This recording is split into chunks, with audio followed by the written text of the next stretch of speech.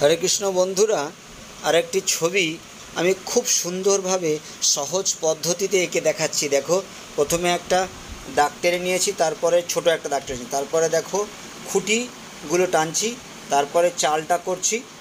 দেখো এই পাশে একটা সেম দাগ দিতে হবে, দিলাম।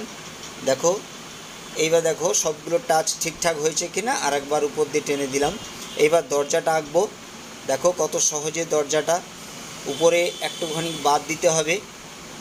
ঠিক এটা দরজার লক, এটা জানলা করলাম ঠিক সেম মাপে, ওই উপরে যেটা বাদ দিয়েছি তার সেম মাপেই এটা করেছি।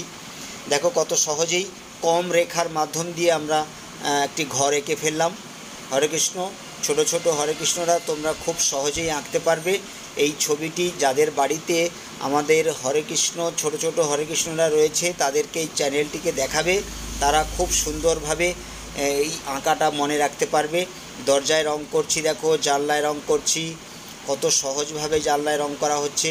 আমি এটা হলুদ দিলাম, চালে লাল দিয়েছি, তোমাদের ভালো লাগলে তোমরা অন্য কোনো কালার দিও। এবং